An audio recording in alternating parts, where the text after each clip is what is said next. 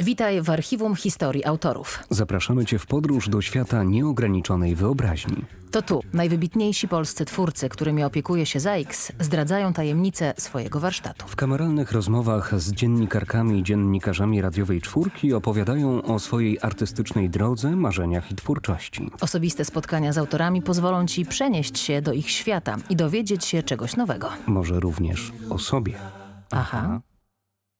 Archiwum Historii Autorów. Witamy Państwa z domu pod królami. Powiem krótko, kiedy zobaczy się zmory, można mieć dreszcze i jakoś o kinie wolność rozmawia się przyjemniej. Mam nadzieję, że wiedzą Państwo, kto będzie naszym dzisiejszym gościem. Uśmiecham się do naszego gościa szeroko. Jest nim znakomity reżyser, scenarzysta, profesor sztuki filmowej Wojciech Marczewski. Dzień dobry. Dzień dobry panu. Czy kiedy przychodzi się na świat w Łodzi, to można mieć syndrom prowincjusza? W tym miejscu, w którym ja się urodziłem i wychowałem, można mieć. Ja się wychowałem, urodziłem na Chojnach. Taka niezbyt szlachetna dzielnica. Dwie były, Bałuty i Chojny, walczące ze sobą. I to prawda, ja dosyć długo próbowałem walczyć z takim syndromem prowincjusza, zwłaszcza jak poszedłem do szkoły filmowej, jak się spotkałem z kolegami swoimi, którzy po pierwsze byli po studiach, a ja bezpośrednio po maturze. Za wcześnie poszedłem do tej szkoły, za wcześnie zostałem zaakceptowany. To był błąd szkoły i mój błąd, który nadrobiłem tym, że po 1,5 roku zrezygnowałem ze szkoły. Musiałem się wycofać.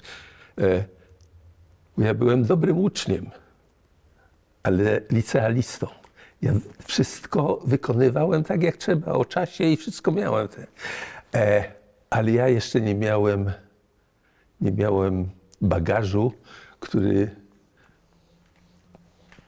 chciałbym przekazać innym. Ja wykonywałem pewne zadania i to zrozumiałem dosyć szybko. Pomyślałem, że chyba w ogóle się do tego nie daje. Tu się bardzo to poczucie prowincjonalności odbiło i zrobiłem krok do tyłu. Poszedłem na inne studia, na uniwersytet, na wydział taki historyczno-filozoficzny, a to była straszna szkółka. I znowuż 1,5 roku i zrezygnowałem. I potem kłopoty, bo mnie do wojska szarpali, ja się musiałem z tego bronić w sposób... Lepiej nie opowiadać o tym. No, mam nadzieję, że da się Pan namówić na tę opowieść też o tym okresie, ale zanim liceum, zanim szkoła filmowa, to dzieciństwo. Jakim był Pan chłopcem? Ja byłem w szkole dobrym uczniem, grzecznym, ale upartym. Natomiast cały czas marzyłem o czym innym. Tak naprawdę szkoła była dla mnie, to było przekleństwo. Stąd się wzięła niechęć do szkół w ogóle, do tej chwili trwająca. Potem były właśnie szkoła filmowa, uniwersytet, liceum, wcześniej to wszystko to było bardzo trudne dla mnie, niemiłe. Tak naprawdę dobrze to się czułem, jak wyjeżdżaliśmy na wieś. Gdzieś pod Tomaszowem, wieś się nazywała Skrzynki. W jednym pokoju cała nasza rodzina mieszkaliśmy w chałupie wiejskiej. Wieczorem trzeba było witkami, gałązkami otworzyć okna i muchy wygonić stąd, żeby się dało spać. Bardzo proste, prymitywne wręcz warunki, ale tam była wolność. Tam był koń, sianokosy, tam był jakiś staw, tam były grzyby zbierane rano. Tam były niebezpieczeństwo, bo dziki atakowały i trzeba było tam, chłopi walili w różne garnki inne, żeby hałasować, żeby one uciekły. I tam była tajemnica, tam była, no, można powiedzieć nawet więcej, poezja, tam się o czymś marzyło. A ta Łódź i szkoła, takie miałem poczucie, że mnie spycha w dół, że mnie prasuje i na tyle byłem bystry, że nie miałem żadnych kłopotów z nauką, a może to się też brało z tego, że pewnie szkoły te były bardzo prowincjonalne i niewiele wymagano. Ale w każdym razie to nie był kłopot. Natomiast to były 2 życia, a drugie to było marzenie. Ja często do szkoły nie chodziłem. Rodzice pozwalali mi nie iść do szkoły. Ja zostawałem w domu sam, a w domu były książki i albumy. Te książki były rodzajem takiej świętości. Dlatego one były schowane w czasie wojny przed hitlerowcami, gdzieś zakopane w ziemi. Potem ojciec to odkopał. I jak one wróciły do nas, tam była encyklopedia Gutenberga, tam były albumy malarzy. Ja je wąchałem, ponieważ one lekko taką wilgocią pachniały, śmierdziały. Jak to nazwać? Kto woli? Dla mnie pachniały. To była I ja tam się uczyłem malarstwa, architektury, co jest styl joński, grecki, koryncki, na czym to polegało, ile kanelurów, jak to było. Ja to wszystko z tego. I to było fantastyczne. Oprócz tego ojciec brał mnie i moich 2 braci i często w weekend jeździliśmy właśnie poza Łódź tramwajem gdzieś najdalej, gdzie się dało i malowaliśmy akwarele malowaliśmy wszyscy jakieś. A ojciec, który dużo podróżował, jeździł po Polsce na jakieś, nie wiem, nawet nie wiem dokładnie co w jakimś przemyśle zabawkarskim czy w kimś pracował. W każdym razie dużo jeździł po Polsce, po małych miejscowościach, po jakichś zakładach pracy. I on miał dosyć długie przerwy zazwyczaj gdzieś albo na dworcu autobusowym, albo kolejowym. I on rysował. I bardzo pięknie rysował. I pamiętam, że jak go nie było kilka dni i on wracał, to ja i moi bracia biegliśmy do drzwi i krzyczeliśmy: pokaż, pokaż. To było wiadomo, że my czekamy na to. To były więcej niż zdjęcia. To były portrety ludzi gdzieś w poczekalni, w jakimś barze, na ulicy, jakiś kościół, jakaś kamieniczka, jakaś szopa, cokolwiek. Ale to był taki świat alternatywny. Rodzice marzenie. Nie kazali iść do szkoły, ojciec przyjeżdżał, pokazywał to, co stworzył. Ja tak myślę, że ojciec i moja mama bardzo dużo dobrego nam dali. Mam żal do siebie, bo nie powiedziałem im tego. To się często zdarza, podobno, ale nie zdążyłem. Za głupi byłem. Chociaż już dorosły, jak odeszli. Byłem winny im tego, żeby z nimi porozmawiać, żeby parę zdań powiedzieć. Ale myślę, że to taki dom, który uczył nas i tolerancji, uczył przyzwoitości. Ja myślę, że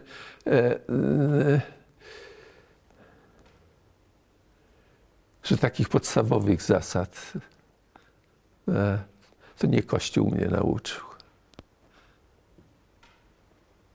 Ja byłem zawsze ambiwalentny w stosunku do Kościoła i moi rodzice również, ale czasami, zwłaszcza mama, prowadziła nas do kościoła. Ja nawet lubiłem, ale to był teatr, to był obrządek. Nie.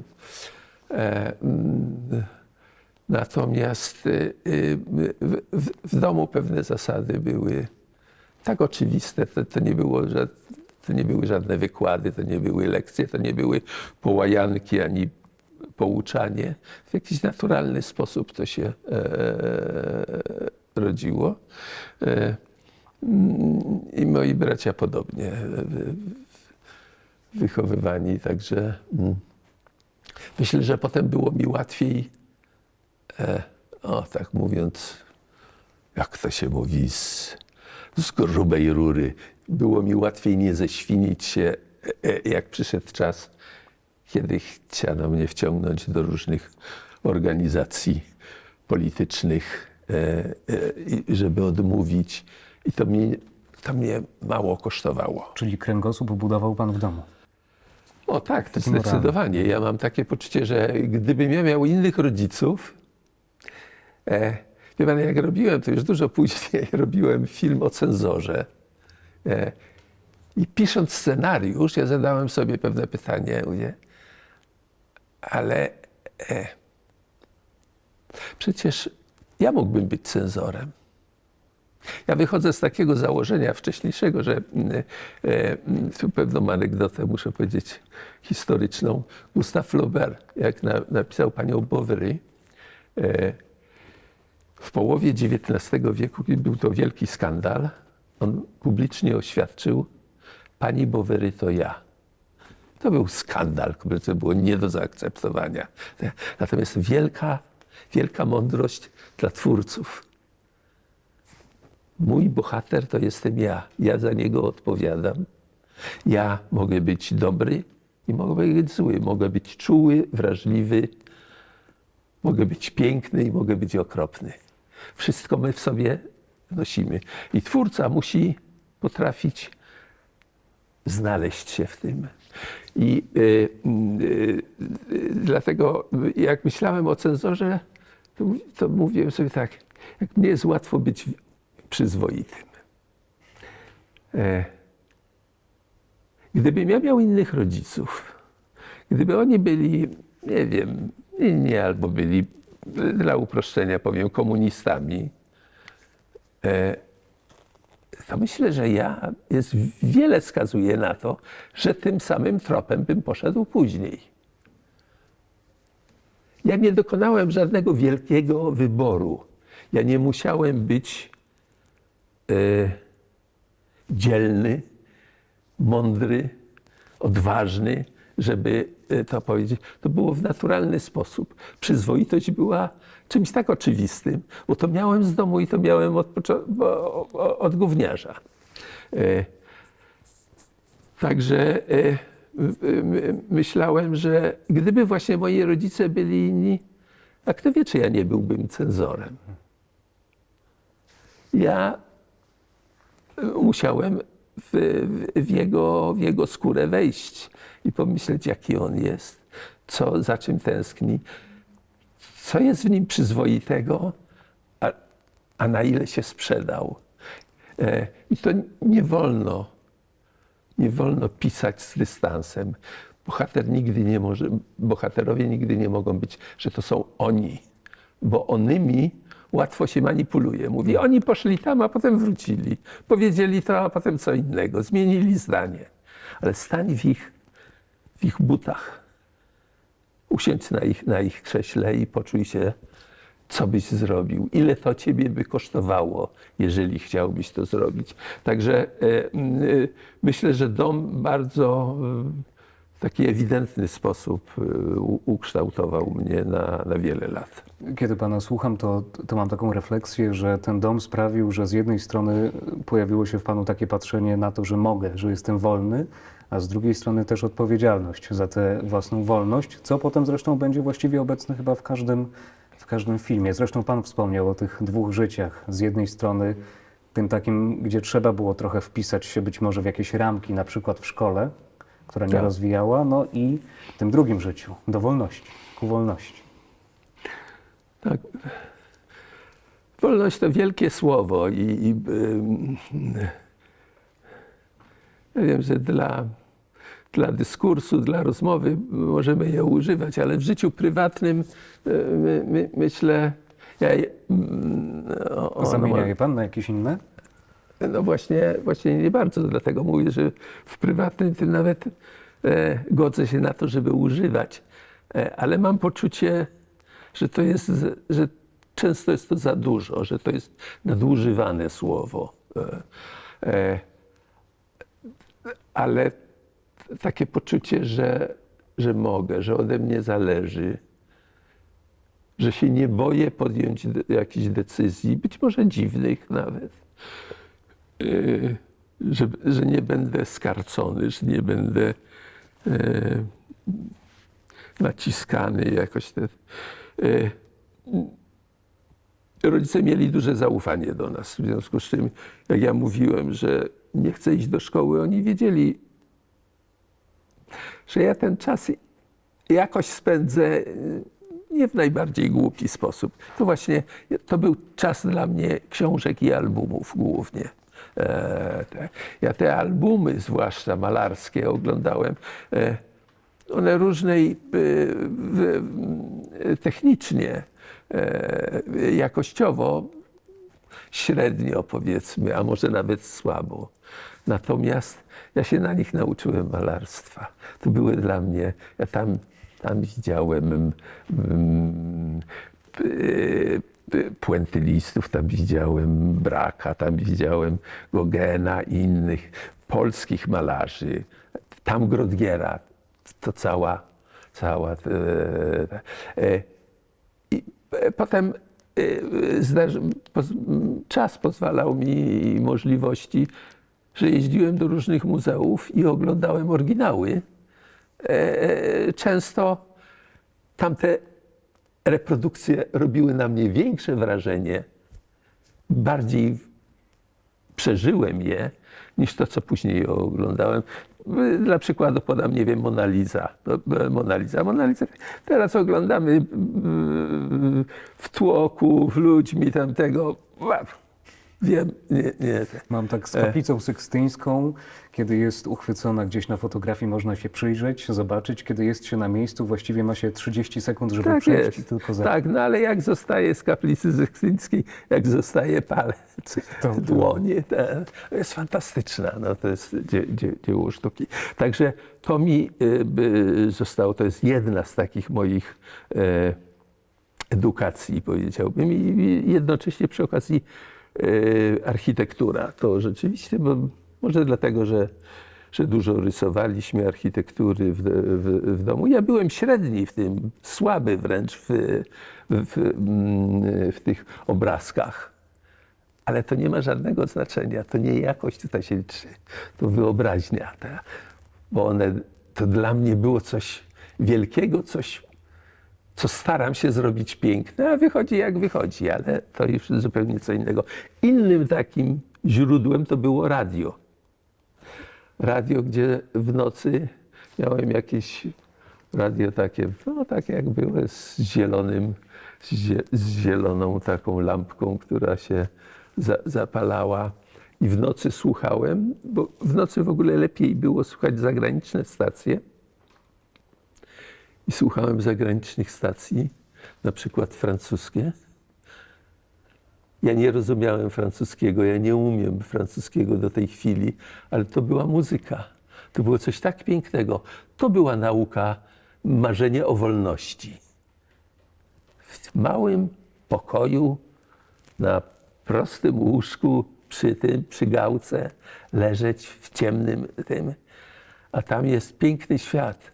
Tam mówią, ci ludzie muszą być szczęśliwi, ten świat musi być piękny, jest o czym marzyć. Także ja sobie Paryż wyobraziłem absolutnie, dlatego jak pojechałem do Paryża, to wielkie rozczarowanie. Mój Paryż, ten, który ja widziałem wcześniej, był dużo piękniejszy, jest dużo piękniejszy. Ja przy nim zostaję ciągle w wyobraźni. I to są te dwa światy takie, które myślę, że mi to samo było właśnie wyjazdy jako dziecko na wieś.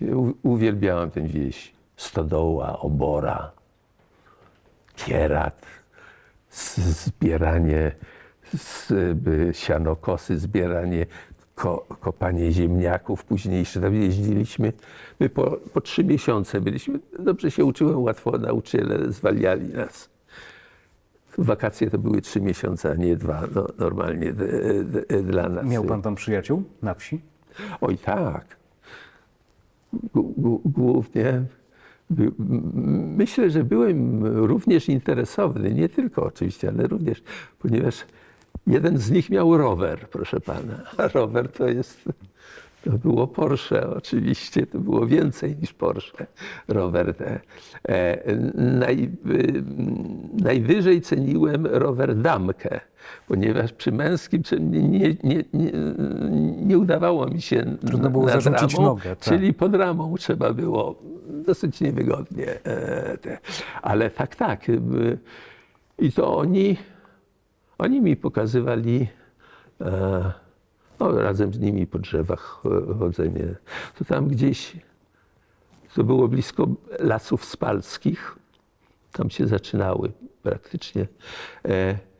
I jakieś ze 2 kilometry od miejsca, w którym mieszkaliśmy, były bunkry poniemieckie, wysadzone po wojnie, ale wysadzone częściowo, to znaczy cały dach się oderwał, wyleciał w górę, odwrócił się i spadł. No i to było ze 3-4 metry betonu, żelbetonu. I tam się woda ciągle dostawała. Skądś płynęła i nie było wiadomo co. I to było takie tajemne miejsce, zwłaszcza, że przez lata się mówiło, że tam mogą być miny, tam mogą być granaty, że to niebezpieczne miejsce, jakaś tajemnica. Ale tego typu tajemnica to jeszcze, że tak powiem, w większym natężeniu rozgrywała się jak przez rok, półtora, chyba nie dłużej. Mieszkaliśmy, ja z moimi braćmi mieszkaliśmy na Dolnym Śląsku. Ponieważ tam z ojcem były kłopoty, ojca UB szarpało za czas wojny, za UB, za AK i tak dalej. Oni go aresztowali, puszczali i rodzice nie chcieli, żebyśmy byli tego świadkami. I nasz wujek i ciotka, bezdzietni, osiedli na ziemiach odzyskanych, tak to się wtedy mówiło. I jechaliśmy za Jelenią Górę do miejscowości Kowary. Kowary, miejsce, gdzie była fabryka, gdzie dywany robione są do tej chwili bardzo dobre i wcześniej też. I on był jednym z dyrektorów, wujek te.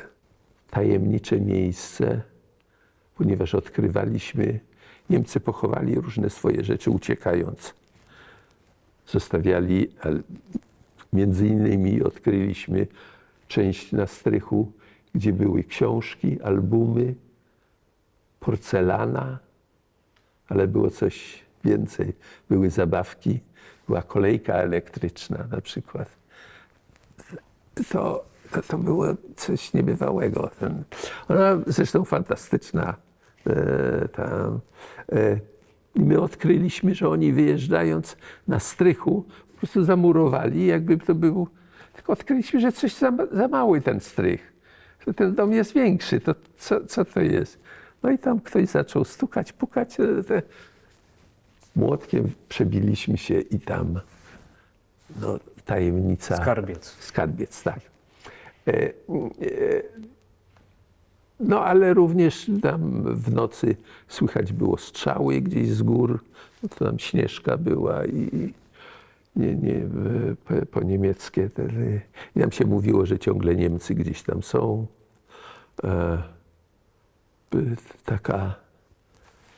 Taka tajemnica, ale z dozą niebezpieczeństwa wiszącego unosiła się. Tam się na nartach nauczyłem jeździć, oczywiście po niemieckich nartach. Znacznie więcej takie wyjazdy, przebywania właśnie z braćmi, z rodziną, z kolegami gdzieś na wsi, tam w górach. Znacznie więcej to mnie kształtowało niż szkoła. Ja myślę, że edukacja była i niestety podejrzewam, że nadal w znacznym stopniu, nie wiem do jakiego, jak bardzo, ale po prostu jest okropna, jest niemądra, polega na takiej budowaniu przewagi. To jest takie budowanie. Mój ojciec, który był nauczycielem przedwojennym, po wojnie zabroniono mu nauczenia. właśnie ze względów UB. Powiedział mi, i to ciekawe, bo to ja byłem gówniarz. Mogłem, pewnie może do szkoły zacząłem chodzić już, albo jeszcze nie. I powiedział mi takie zdanie, które do tej chwili pamiętam. Powiedział, strzeż się księży i nauczycieli. Oni zawsze uważają, że mają rację.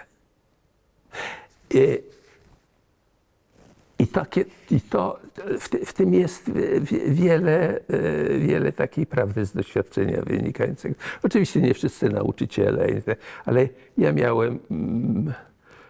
miałem złe szkoły.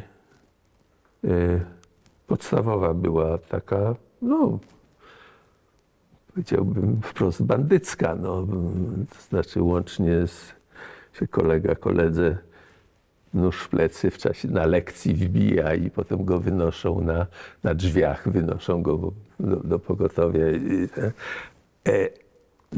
To właśnie były hojny. To był, w czwartek w ogóle nie było prawie zajęć, połowa klasy przychodziła tylko, bo był targ, a tam handlowano gołębiami. No to moi koledzy gołębiarze, to oni wszyscy szli na targ.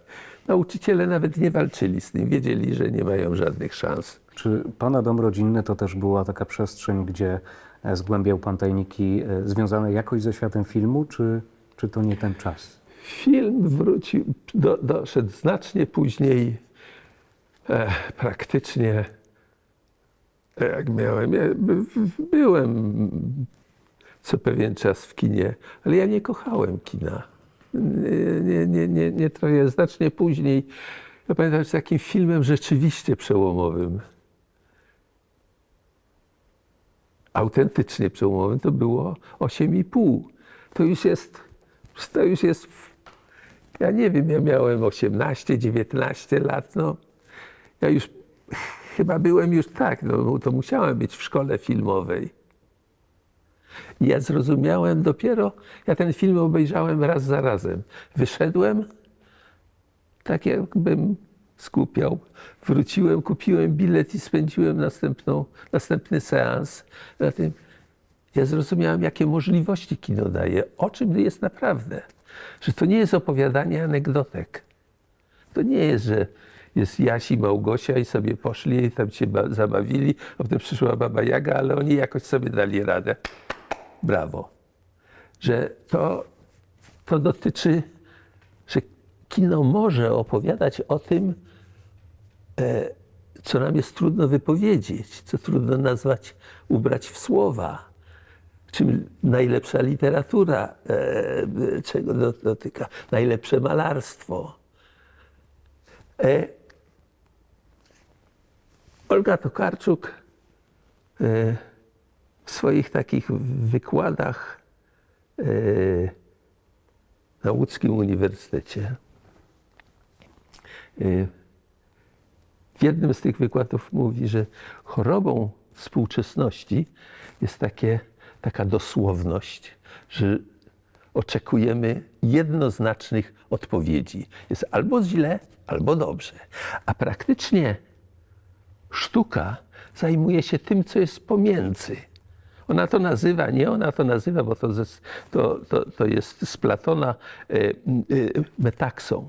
To jest przestrzeń, którą trudno opisać, ale tam takie określenia jak tak jakby, po części, prawie usłyszałem, czyli te wszystkie wątpliwości, które są, że jechałem, ale wydawało mi się, że usłyszałem muzykę, ale nie jestem pewien. No, to sztuka to potrafi, że wydawało mi się, że kogoś widziałem, że widziałem mojego ojca, chociaż on już nie żyje, ale nie jestem pewien, wiem, że to niemożliwe, ale to w tym rejonie obracamy się. Ten brak dosłowności skłania do refleksji. Ten brak dosłowności skłania do refleksji i ten brak dosłowności, wydaje mi się, tak naprawdę opisuje i obrazuje całe życie wewnętrzne. To, to co przeczuwam, to za czym tęsknię, jak to nazwę, jak wprost, do końca ugryzę, to się robi ciężkie, dupiaste, byle jakie i oczywiste. Mówię, nie. Dlatego przed tym słowem wolność trochę drżałem, bo ono jest to piękne słowo, ale myślę, że to właśnie co ta niepewność, to poszukiwanie, takie śledzenie, właśnie tak jakby, to jest to wszystkie nasze wątpliwości. Myślę, że wszystkie nasze wątpliwości, one naprawdę mówią, jacy jesteśmy. To jeżeli ktoś nie ma wątpliwości, to właśnie ma albo tak, to podjął decyzję, poszedł w lewo albo w prawo. A dlaczego? Albo tak wyszło.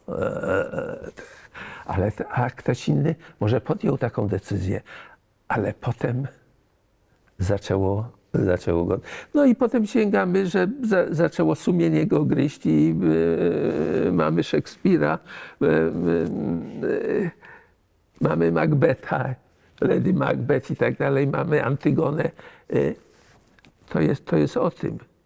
To już jest od starożytności. I właśnie to starożytni nazwali metaksą. Ten krąg, tę przestrzeń, nie wiem jak ją nazwać, ale ona tym się charakteryzuje, że trudno ją nazwać. Ona jest najistotniejsza. Tu jest potrzebna wrażliwość. Nie jesteś wrażliwy, nie istnieje. Ta metaksa dla ciebie nie istnieje, bo jej praktycznie nie ma. Ty musisz coś usłyszeć, o czymś pomarzyć. A wrażliwy człowiek po prostu ma pełną świadomość, że jeżeli przestanie marzyć, to nie żyje. To nie masz po co żyć. No co, wstaje rano i po co? A jeżeli możesz spotkać się z kimś, porozmawiać, a jak często, a pomóc komuś, że masz cel, to ci daje, to cię utrzymuje przy życiu. No i tak samo jak budować bohaterów swoich. No, Flaubert powiedział, pani Bovary to ja. Ze wszystkim, a on powiedział, co ona, zepsuta kobieta, zdradzająca męża, potem ponosząca karę za to. Ale ona główną bohaterką jest. On to w połowie XIX wieku, no, było to strasznie wręcz bezczelne przedstawienie takiej postaci w pozytywnym świetle. Autor, który mówi, że to ja, to znaczy ja to wszystko rozumiem, to wszystko jest też po części we mnie. Ja tego nie zrobiłem, ale to byłoby możliwe. Myślę, że to jest taki klucz do prawdziwej twórczości. Powiedział pan o marzeniach, ale też o wątpliwościach. Kiedy szedł pan do szkoły filmowej, to o czym pan marzył i jakie miał pan wtedy wątpliwości? Wątpliwości miałem proste. Czy to moja droga? Nie, że się, po pierwsze, że się chyba nie nadaje. Że nie wiem, czy to prawda, czy teraz to trochę pokłamie, ale kłamstwo jest bardzo twórcze. Ja jeszcze, jak przyszedłem do szkoły, to ja jeszcze nie obejrzałem 8,5. Ja jeszcze nie zrozumiałem, jaka to naprawdę oferta jest, jak ona jest szeroka, jak ona jest wielka, jak piękna. Ja myślę, że miałem takie poczucie, że filmy opowiadają anegdoty.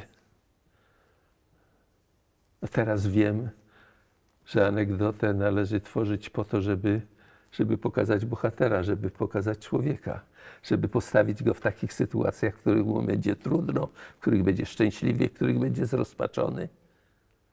Czyli żeby pokazać to, co w życiu istotne i anegdota to jest sprawa kombinowania. To wykombinujemy i nigdy się nie martwię, nigdy się nie martwiłem, jak ja w scenariuszu nie miałem dość atrakcyjnej czy zabawnej anegdoty, bo miałem poczucie, że jeżeli tam będzie nastrój, psychologia, jeżeli będzie to, co powiedzieliśmy, z metaksą związane, to wszyscy i tak przez to przejdą. Bo człowiek tego potrzebuje, tej metaksy, tej niepewności, tej próby dowiedzenia się. To jest cała wiara na tym. Wszystkie religie na tym zbudowane. Nikt nie widział Boga. On gdzieś istnieje. On o czymś decyduje. Ale to jest kto? I teraz tu każdy wyobraża sobie w różnej formie. Jedni mówią, że to jest los, inni mówią, że to jest natura. Ale ta natura to już też jest tajemnica, to znaczy co? Dlatego to jest wiara, a nie wiedza. A no właśnie. I myślę, że edukacyjna część sztuki, ja bym powiedział, jest ograniczona dosyć. Jest oczywista, tak, jest potrzebna i w wielu filmach, ale ja przynajmniej wszystko, co mówię, to jest jakby mój punkt widzenia. Ja wiem, że są bardzo różne i ja uznaję, że oni mają tak samo rację jak ja. Nie ma jednej prawdy. Zresztą u nas w szkole Wajdy jest 4 wykładowców na tych samych zajęciach i mamy oceniać te same scenariusze. My nigdy nie uzgadniamy między sobą, co. I często wykładowcy są, to mówi, to jest świetne, a drugi mówi, nie, to nie, bo to jest to, a to. I między sobą. I uważam, że to jest uczciwe w stosunku do autorów. To nie są dzieci, to nie są kompletni amatorzy i oni rozumieją, że muszą swoją drogę znaleźć i mogą coś ukraść. No bo kradzież to jest edukacja. No ja idę do muzeum, oglądam obrazy, patrzę, piękne, fantastyczne. A potem wychodzę, ja już nie pamiętam, kto namalował, ale wiem, że takie piękne, tam światło było tak wspaniałe. Ja już ukradłem i to już jest moje. Ja już potem często anegdoty, powiedzenia z literatury jakieś te. Mówimy, że uważam to, a to. A to jest skradzione z literatury. A my już nie pamiętamy, że to ukradliśmy. Ale to jest wiedza i to jest zdrowe. Ale wspominał pan też o tych wątpliwościach, które są niezwykle ważne. Wątpliwości, które pewnie pojawiają się wtedy, kiedy jest już jakieś doświadczenie w pana życiu. Odejście bardzo szybko ze szkoły filmowej, to też było pójście po doświadczenie. Tak, ewidentnie. Znaczy, ja tu pewną anegdotę o Bergmanie bym przytoczył. Ileś lat temu opowiadano mi to, że to prawdziwa anegdota. Jak nieprawdziwa, to bez znaczenia i tak jest prawdziwa. Bergman poproszony był, żeby obejrzeć kilka filmów młodych szwedzkich reżyserów. Obejrzał te filmy, no i przyszli ludzie i pytają się, no jak mistrzu, co pan sądzi? On mówi, to bardzo zdolni ludzie, bardzo zdolni reżyserzy. Szkoda, że nie mają nic do powiedzenia. I to jest prawdziwy problem kina, sztuki. Łatwo jest napisać książkę, łatwo jest w tej chwili zrobić film, ale odpowiedzieć sobie na pytanie, dlaczego ja ją robię, co ja chcę powiedzieć, na ile to jest świeże, na ile to jest indywidualne, na ile to jest moje osobiste. Może zwariowane, może nieprawdziwe, ale spróbuj to zrozumieć. To są wielkie doświadczenia nas, widzów. Ja często pytam się, i to głównie chodzi o emocje, ja pytam często swoich studentów opowiadają albo dają mi do przeczytania tekst, treatment, jakąś pierwszą wersję scenariusza. Ja mówię, fajnie, a powiedz mi, a gdzie ja się rozpłaczę? Gdzie mi się łza potoczy? Może nie dosłownie, że ja się tak łatwo znowuż nie płaczę, ale gdzie mnie coś wzruszy, gdzie mnie coś zdenerwuje, gdzie mnie coś poruszy, gdzie mnie wścieknie, albo gdzie się naprawdę wzruszę i pomyślę, a ja chciałbym tam być. A ja się wstydzę o tym naprawdę powiedzieć, ale chciałbym być. I to się zdarza, że czasami jest to jeden, nie cały film. To jest jeden obraz, jedna scena. Kiedy myślimy, Jezu, a fantastyczne. No. Także ja mówię o emocjach. Myślę, że wszystko, co pamiętamy, naprawdę pamiętamy. Już ja na ten temat wiem dosyć dużo, bo wiem, czego nie pamiętam w związku ze swoim wiekiem. Ale co pamiętam, to co mnie naprawdę emocjonalnie dotknęło, to nadal jest kompletnie świeże i ja mogę w szczegółach o tym opowiadać. Wiele rzeczy ucieka, tak. Ale ja nawet nie chcę powiedzieć, że nieważne rzeczy, ale te, które nie przeżyliśmy, które emocjonalnie nas nie poruszyły, one szybciej odejdą. Szybciej zapomnimy o nich. Dlatego dopraszając się, dopominając się emocjonalnego podbudowania opowieści filmowej, ja o tym mówię. Daj mi coś przeżyć, daj mi, pozwól widzowi tu się wzruszyć, tu roześmiać. To jest oczywiście czysta manipulacja, czym jest reżyseria, czym jest twórczość. No. Tu chcę, żeby się wszyscy śmiali. No. O cholera, nie śmieją się, no to muszę trochę inaczej to zrobić, żeby się śmiali. O, śmieją się, no dobrze. Także, no ale to już jest sprawa języka filmu. Jaką metodą, w jaki sposób to mogę osiągnąć. I to jest wiedza, którą można w znacznym stopniu, nie do końca, ale w znacznym stopniu nauczyć się z podręczników, z książek. Natomiast jest część wiedzy, której musisz sam przeżyć, musisz sam zgłębić. Jestem ciekawy, czy takie prozaiczne, ktoś powiedziałby, doświadczenia, jak na przykład rozwożenie węgla, praca. To też ważne elementy pańskiego życiorysu, które przekładają się na te doświadczenia, o których mówimy? Tak, ja miałem taki właśnie okres, jak już jedne studia rzuciłem, drugie studia rzuciłem. Już podejrzewam, że moi rodzice myśleli, że już się stoczyłem, że już nic ze mnie nie będzie. 2 razy dostałem się do szkoły filmowej na reżyserię, mając 18 lat. To elitarna szkoła, tam nie wiem, 10, 12 wybrałem. Byłem chyba jedyny młody ten. I jak już wszystko się tak porozpadało, już nie. Ja rozwoziłem węgiel.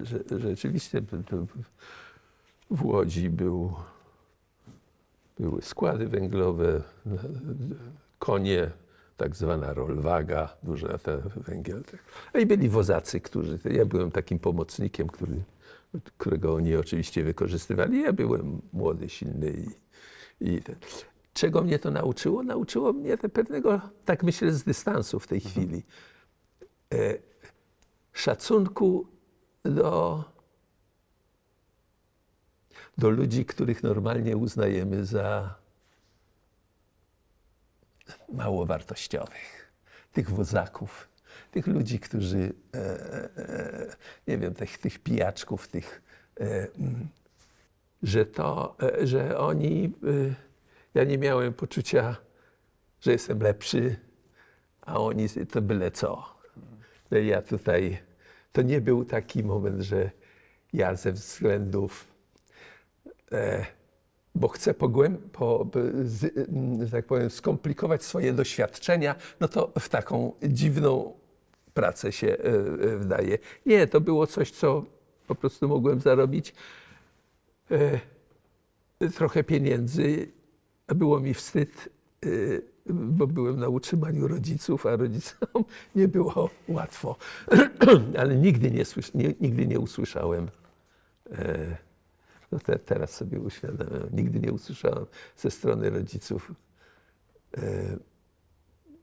że powinienem iść do pracy, że zarabiać, że... No ale oni prawdopodobnie wiedzieli, że ja to i tak czuję, no, że o tym nie trzeba było rozmawiać. Także myślę, że taki epizod to był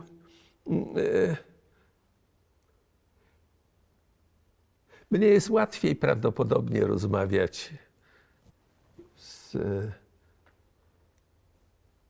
niewykwalifikowanymi kolejarzami na małej stacji, która gdzieś coś tam robią, czy z jakimiś ludźmi w małym prowincjonalnym sklepiku.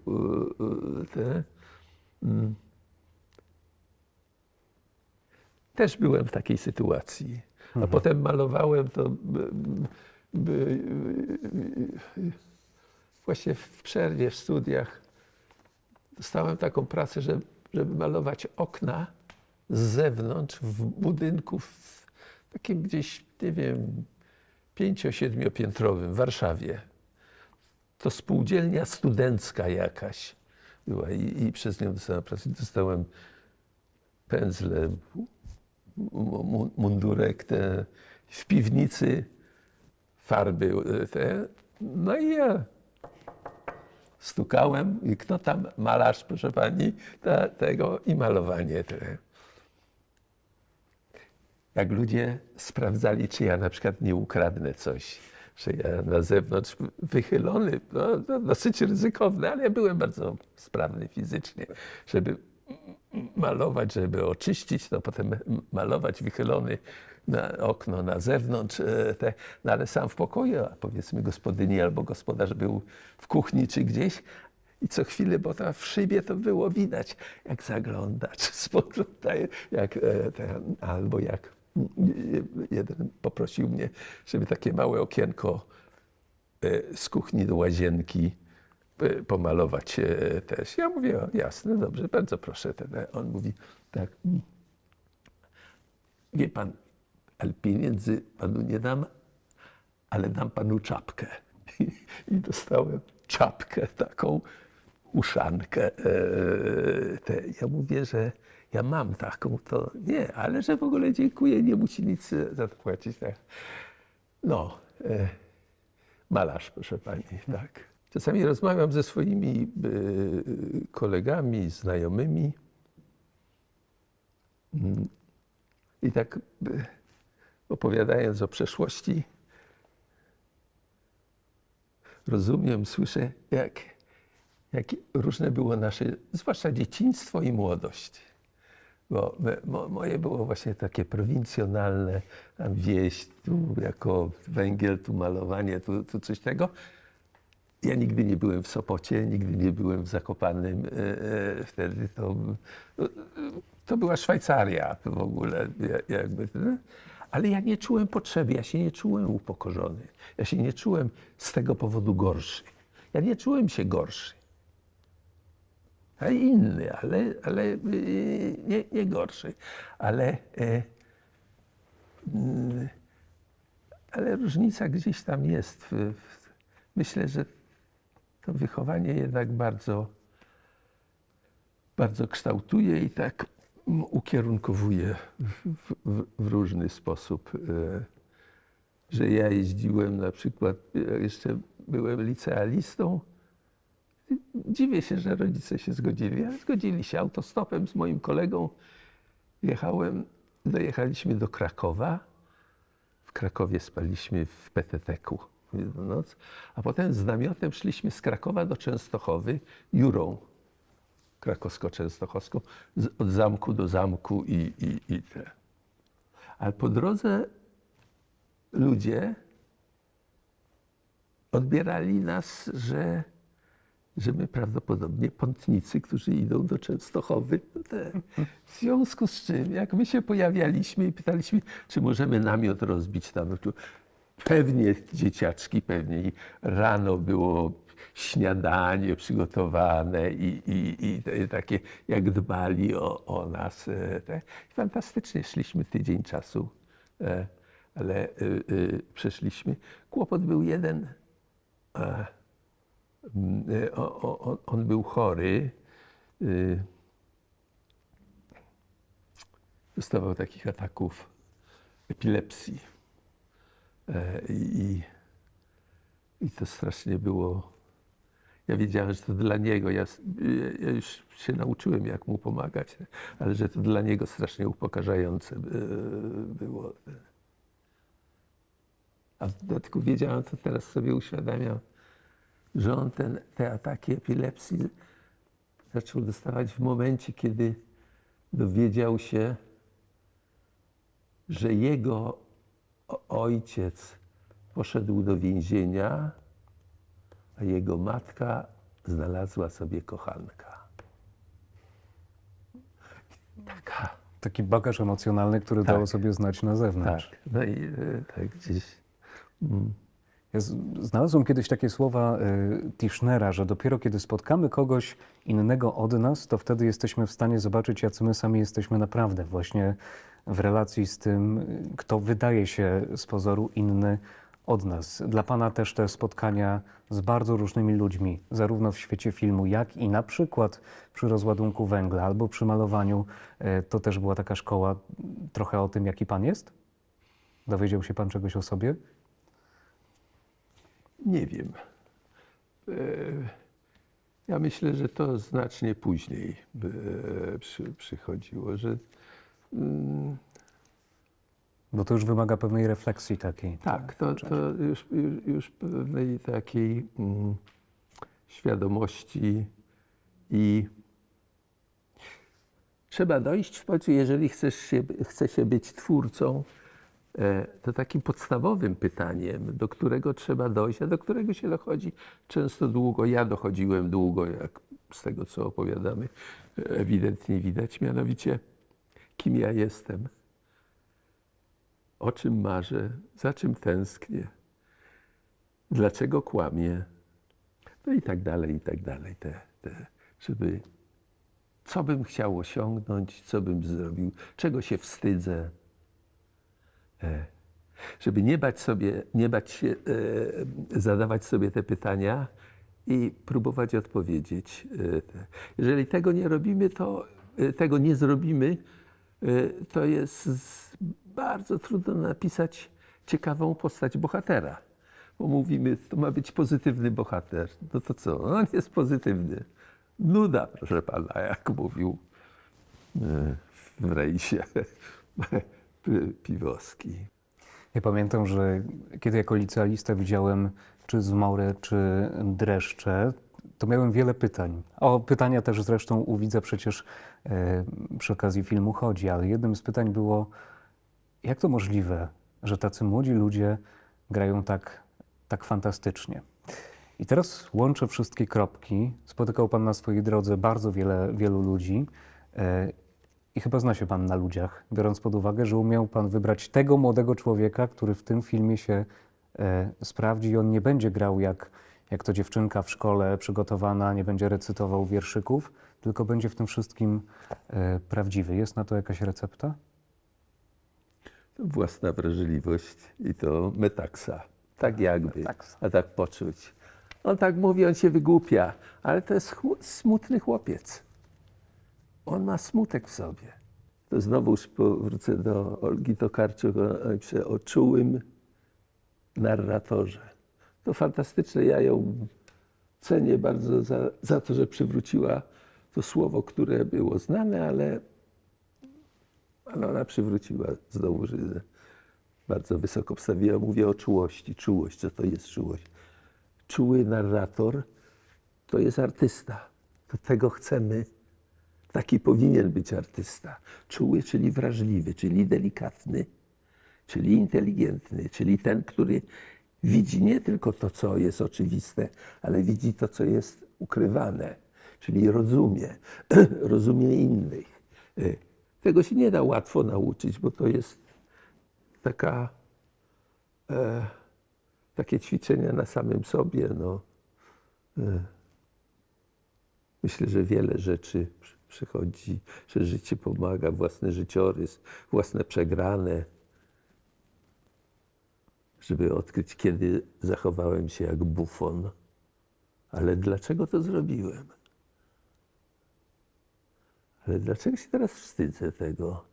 A innym mi się to podobało. Całe, żeby nie unikać tego, żeby nie mówić, no, to jest w porządku.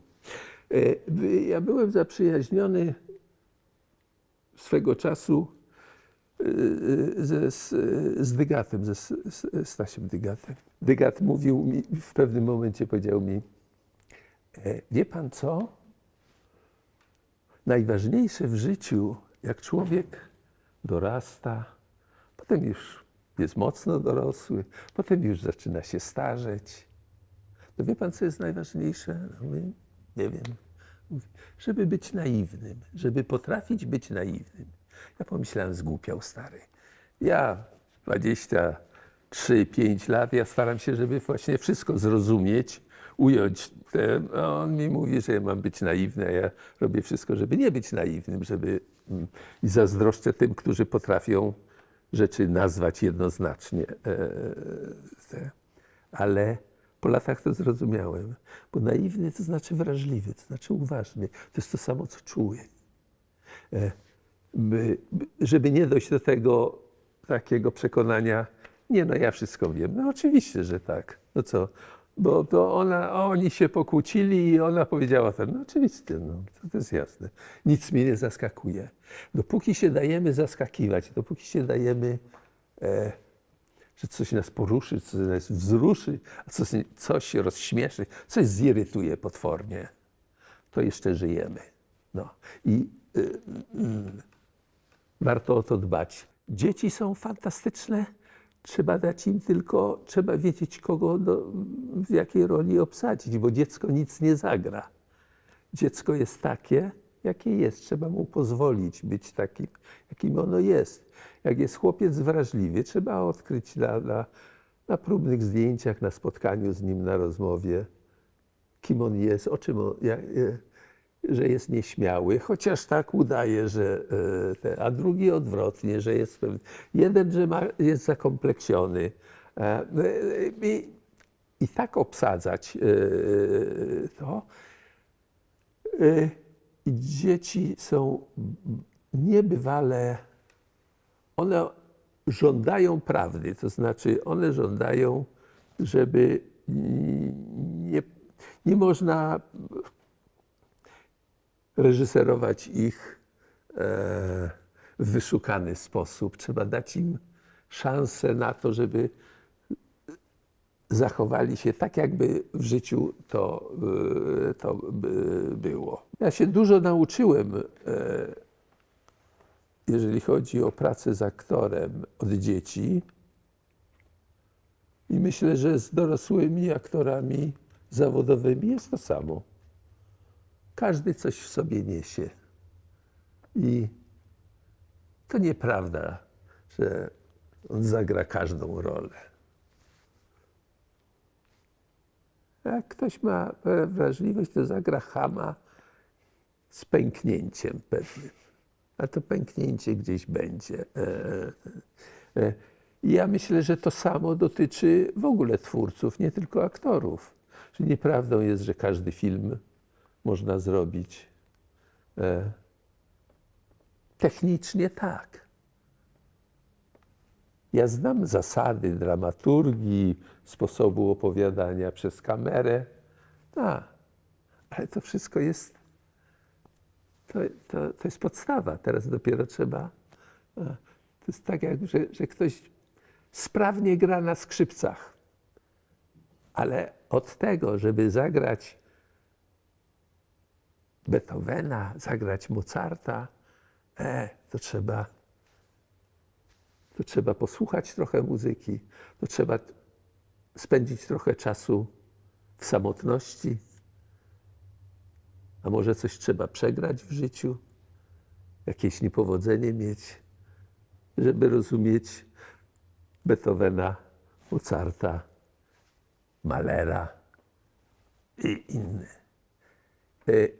I to samo jest z aktorem. No. Ja wiem, że to jest sprawny aktor, który łatwo potrafi, no on nie zrobi błędu, ale brak błędu jeszcze nie jest żadnym osiągnięciem. Wręcz przeciwnie. W prawdziwej sztuce, uważam, zawsze jest błąd. Bez błędu nie ma sztuki prawdziwej. Bo coś nas zaskakuje, coś nam się nie zgadza. Jak się nam wszystko zgadza, to jest wszystko przewidywalne. Aha, to jest tak.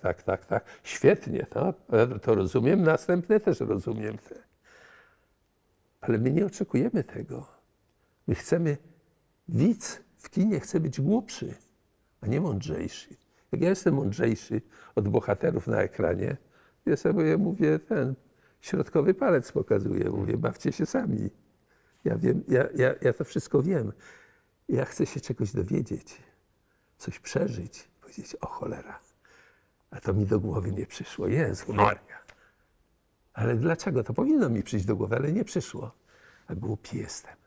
To jest to, co reżyser może marzyć i widz tak samo marzyć o tym, żeby czegoś zrozumieć albo częściowo, albo się zacząć domyślać. A pan wiele porażek poniósł, bo wspomniał pan o tym, że porażki, my je trochę demonizujemy, że one są złe, a one są jednak czymś, co buduje. Człowiek bez porażki, czy też bez porażek jest kaleką. To jest kalectwo. Do czegoś nie wiemy, czegoś podstawowego. Z naszym życiem nieszczęście jest bardzo głęboko powiązane, nieodłączne. Niezrozumienie tego jest kalectwem.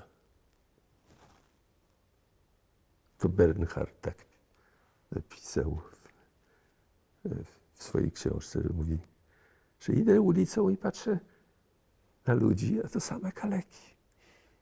Zapraszam człowieka do domu, a przychodzi kaleka. Albo fizyczny, albo psychiczny. Ale on sam siebie uznaje za kalekę. No to jest po prostu, myślę, że tak, ale nie chcę demonizować. Ja nie chcę powiedzieć, że, bo ja myślę, że mam fantastyczne życie.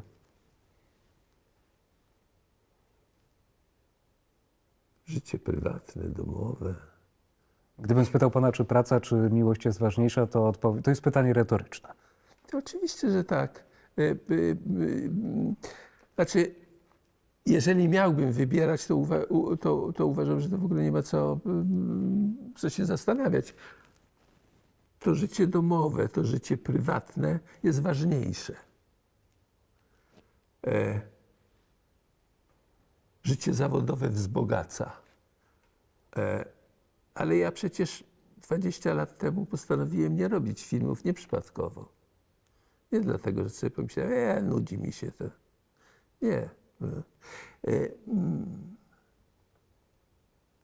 Zacząłem szukać i myślę, że znalazłem coś bardzo interesującego, czym się zająłem. Ja mówię o nauczaniu. Zaczęliśmy rozmawiać o tym balansie, o życiu prywatnym, życiu zawodowym, życiu również pedagogicznym, do którego mam nadzieję, że dojdziemy. U państwa sytuacja jest specyficzna, bo państwo są niejako z jednej branży. Kino państwa połączyło, to będzie nadużycie, czy nie? Z żoną? To zewnętrzny zbieg okoliczności, powiedziałbym. To nie, w pewnym sensie tak, ale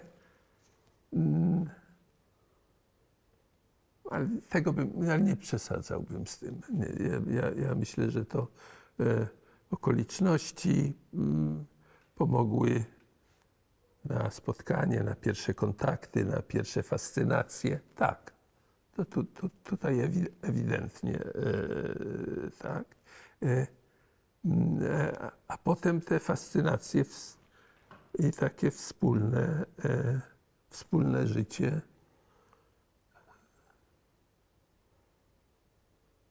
Piękne, trudne czasami,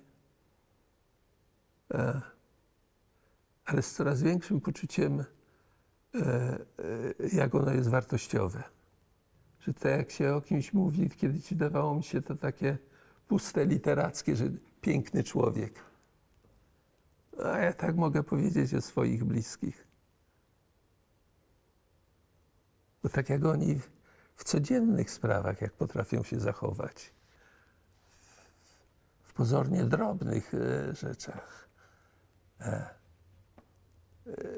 sytuacjach, nie mówię o sytuacjach, które właśnie uznamy za dramatyczne, to może łatwiej, ale w tych drobiazgach również. A poza tym ja myślę, że związki zazwyczaj albo bardzo często rozpadają się nie z powodu silnego konfliktu, wyraźnej zderzenia, awantury, nieporozumienia. To codzienność, to szarość, to byle jakość hebluje i wyhebluje, że już nie widzimy żadnego powodu, żeby z tą osobą dalej być. I już nie wiadomo, już nie chcemy rozstrzygać, czy to moja wina, czy to drugiej osoby wina, ale lepiej się rozejdźmy. Może znowuż znajdziemy szansę, marzenie jakieś, która pozwoli nam pomyśleć, warto żyć, poszukajmy, zróbmy to, wyjedźmy gdzieś. Ja mogę powiedzieć o pewnym rodzaju szczęścia, które mnie spotkało. To jest, ja nie wiem, kiedy pracuję, a kiedy żyję. Bo czy to, co teraz w tej chwili robimy, czy to jest praca? Czy to jest spotkanie towarzyskie, rozmowa na istotny temat? I dobrze mi się rozmawia. I mam chęć. No to jest ważne. Wie pan, czasami rozmówca kompletnie zniechęca i nic się nie dowie. I nic nie powiem, znaczy powiem, ale to takie ułożone rzeczy. Nic osobistego nie. A to, że właśnie, że jak, nie wiem, w tej chwili czytam, mój przyjaciel Kazimierz Żurawski podarował mi książkę Murakamiego, Rozmowy o muzyce. I to fantastyczne przeżycie dla mnie. Rozmawia Murakami, japoński pisarz, fantastyczny, świetny, który zna się wspaniale na muzyce, kiedyś jazzowej, ale również klasycznej muzyce i rozmawia z dyrygentem, z panem Ozawa. Dyrygent japoński, na całym świecie znany, był dyrektorem filharmonii chicagowskiej, filadelfijskiej, Los Angeles i tak dalej, te w berlińskiej i tak dalej. No świetny. I oni rozmawiają o muzyce, głównie o muzyce, ale mało tego, o nagraniach, które były dokonane, kiedy Ozawa dyrygował, a zazwyczaj bardzo często bezpośrednio Murakami słyszał to na sali, albo potem nagranie tego. I oni rozmawiają i to się czyta. I oni mówią o muzyce, ale dla mnie oni mówią o filmie, o literaturze, chociaż mówią o muzyce, ale te same problemy. W jakiej sytuacji znajduje się twórca? Jak to odbiera? To jest wielkie takie właśnie, wielkie przeżycie. I ja puściłem sobie utwór muzyczny, o którym oni mówią, bo oni rozmawiali o tym utworze muzycznym, słuchając go. Ja zrobiłem to samo. Słuchajcie, to też bardzo ciekawe doświadczenie. Ale myślę, że jednak to, co ja sobie wyobrażałem, było ciekawsze od bezpośredniego doświadczenia, kiedy tę muzykę puszczałem. Znaczy, znowuż wyobraźnia zwycięża nad tym. A czy wyobraźni można nauczyć studentów? Czy to się ma, albo się tego nie ma? Kiedyś Różewicz,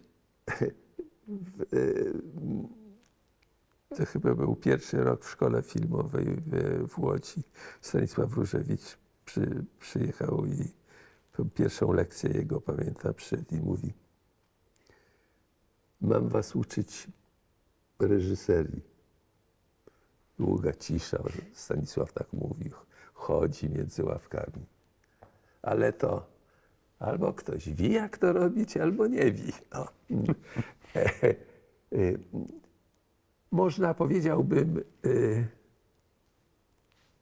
pogłębić, wzbogacić, ale dlatego twórca musi dbać o siebie. Musi sobie, lenistwo zabija. Odłączenie się takie właśnie, że przestaje czytać, przestaje, żyje tylko zewnętrznym tym. Jeżeli to trwa za długo, to jest pewien rodzaj scheblowania naszej wrażliwości, zauważania, że coś ciekawe, że coś może warto. Przestaje się trochę właśnie marzyć, zaczyna się poszukiwać. Także nie wiem, na ile można sobie pomóc, ale wiem, jak łatwo można sobie zaszkodzić. Można spowodować znacznie mniejszą wrażliwość i na świat, na bodźce, na ludzi, na emocje. Takie właśnie jak Degas mówi, żeby nie powiedzieć, a ja to znam, a to jest normalne. I wszystko schodzimy, to wszystko staje się oczywiste. Ja taki przykład podaję, jak można, bo to jest taka rzeczywistość, taki realizm, który nazywam 1 do 1. To znaczy, jeżeli mam sfotografować bohatera, który takie wymyślam, że nasz bohater ma 40 parę lat, jest człowiekiem samotnym, poszedł sobie do baru, rozmawiał z jakimiś ludźmi, ale bez wielkiej fascynacji, trochę wypił, jest godzina ranna, nie jest pijany, ale trochę wypił. Wraca do domu i mamy sfotografować ujęcie, jest nam potrzebne, kiedy ustawiamy kamerę, w głębi widzimy ulicę, bohater nadchodzi na kamerę i przechodzi. Jeżeli sfotografujemy to, tak, ustawimy kamerę, weźmiemy, bohater będzie szedł,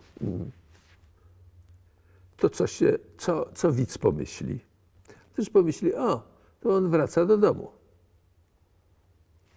Ale jeżeli w tym samym planie powiemy, deszcz pada i zmoczymy ulicę, zmoczymy kostkę brukową, zapalimy ze 2 okna, żeby być wszystko ciemne, ale jakieś tam, żeby się zapaliły. Bohater, postawimy mu kołnierz i powiemy, jest trochę zmoknięty. Ja mówię tak jak James Dean, wyobraźmy sobie. I on idzie w stronę kamery, a my dodatkowo jeszcze puścimy małego kotka gdzieś w tle, który przejdzie przez ulicę. I my oglądamy to i widz ogląda i mówi, Boże, jaki on jest samotny. I nagle to przejście z prostej informacji, a to on wraca do domu, staje się psychologicznym. My wiemy, w jakim nastroju, w jakim stanie psychicznym jest nasz bohater. Idziemy i uruchamiamy i własne emocje, które dodajemy i właśnie na tym trzeba grać. Ale to nie tylko film oczywiście. To jest, poezja robi to samo, teatr robi to samo, muzyka. No, słuchamy i tu się wzruszyliśmy, ale tu było stop. I zupełnie inne. Obudziliśmy się. Już inaczej. To jest... No także ja mam poczucie, że po prostu moje zawodowe życie bardzo jest połączone z prywatnym. W związku z czym ono mnie nie męczy, ono mnie interesuje. Tu zupełnie nie chodzi o to, że pracował pan wielokrotnie na planie ze swoją żoną Teresą. To nie o to chodzi. Nie, to nie ma... To ja bardzo lubię z nią... Lubiłem, bo już tyle lat nie robię filmu, ale bardzo lubiłem z nią robić filmy z takiej podstawowej przyczyny. Ja wszystko, co buduję, co chcę budować w filmie, w wyobraźni buduję, zaczynam od realizmu. To ma być realne, to ma być wiarygodne. Życie. Tak. A potem to życie, ten realizm zaczyna dostawać. Ta ulica ma być zmoczona, on ma mieć podniesiony kołnierz, ten kot gdzieś przechodzi i my nagle, zamiast tak patrzeć, a on wraca, czujemy, siedząc na sali, że to jest taka trochę mgiełka, że on jest strasznie samotny.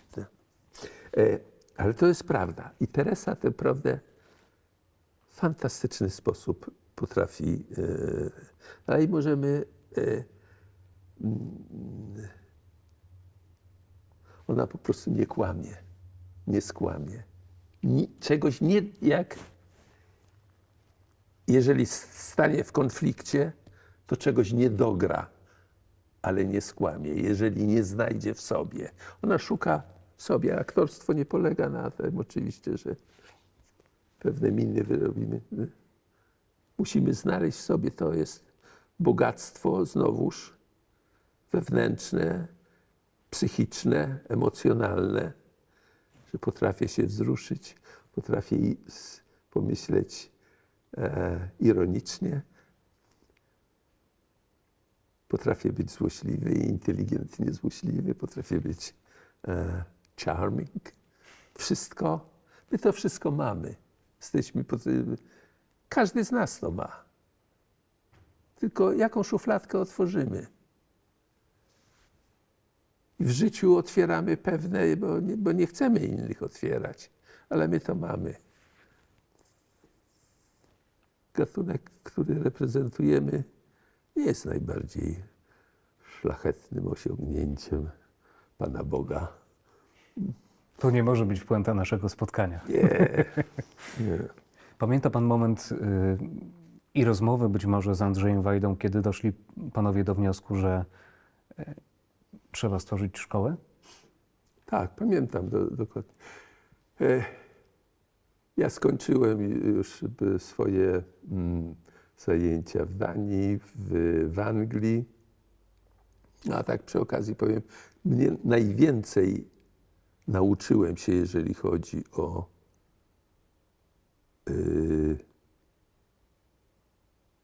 nauczanie, o edukację. Nauczyłem się w Danii. Ja w ogóle wiele im zawdzięczam. Bardzo, bardzo wiele. Ja tam spędziłem z przerwami długimi, ale w sumie to ładnych kilka lat. Przez wiele lat jeżdżąc i opiekując się. Wielu przyjaciół miałem i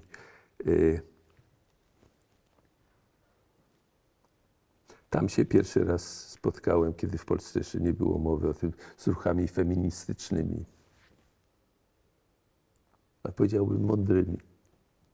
One były bardzo ostre, ale one miały background, one były osadzone.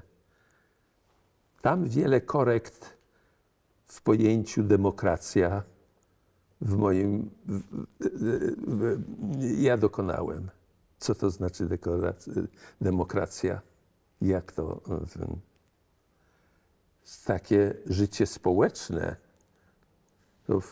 Ja pamiętam taką anegdotę, taką sytuację ze studentami, tak gdzieś 10, 12, jeden rok reżyserii końcowej. Wychodziliśmy ze szkoły, już późna godzina jakaś, nie wiem, 20, 21. Wychodzimy, wyszliśmy, już jesteśmy na zewnątrz i postanowiliśmy, że jeszcze do baru na piwo idziemy. I gadamy po zajęciach i nagle ktoś zauważył ze studentów, że jedno z okien w szkole jest otwarte. I mówi, poczekajcie, ja pójdę zamknąć je. To nie było okno, które my zamknęliśmy, to ktoś. Nie. On nie miał nic wspólnego z tym. I wszyscy spokojnie czekali. On biegł na 3. piętro, zamknął okno, wrócił i poszliśmy na piwo. I to absolutnie normalne. I wtedy zrozumiałem, że to, że mam klucze, przyjeżdżam uczyć, ale to samo studenci, wszyscy mają klucze do szkoły. Do wolnej godzinie wchodzę, wychodzę. Do 2 pokoi, do 2 miejsc nie może być. Tam, gdzie sprzęt elektroniczny i ten był, to kamery te. To było zamknięte, te klucze, nie było, master key takie nie pasowały. A drugi to był pokój rektora. I to wszystko. Natomiast cała szkoła, wszystko było otwarte. W związku z czym też było poczucie odpowiedzialności za to. Myślę, że bardzo dużo się nauczyłem. Ja wróciłem do Polski, ciągle jeżdżąc do Szwajcarii, do Niemiec, Holandii na takie warsztaty różne. I spotkałem się z Andrzejem Wajdą, z którym nie byłem specjalnie zaprzyjaźniony. Byliśmy w poprawnych stosunkach, tak bym powiedział, ale to nie była jakaś bliższa zażyłość. Spotkaliśmy się i on mówi, słuchaj, dlaczego ty masz jeździć tam? Dlaczego oni nie przyjadą tutaj? Załóżmy szkołę. Przecież nasi ludzie potrzebują. Oni tam nie pojadą do tego. A on wiedział, że tam mam dobre opinie. I mówi, to zróbmy to tu, załóżmy szkołę. Mówi, ty i ja założymy szkołę. Ja mówię, to zaskoczyło mnie. Ja powiedziałem, słuchaj, daj mi, ja to muszę przemyśleć za 3 miesiące. Ja muszę nie tylko przemyśleć ale jeżeli tak, no to jaka ona miałaby być i po co. I to trwało kilka miesięcy. Ja zadzwoniłem do niego, mówię, chodź spotkamy się i porozmawiamy.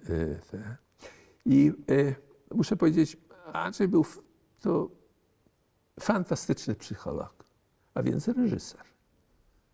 Reżyser musi być psychologiem, musi rozumieć innych ludzi, musi rozumieć. On dokładnie wiedział jedną rzecz, że jeżeli chce, żebym ja w to wszedł naprawdę, to musi dać mi pełną wolność. Jeżeli zacznie mi mówić, to ja powiem, okej, wiesz, to ja mam lepiej za granicą. Bo tam mi dawano pełne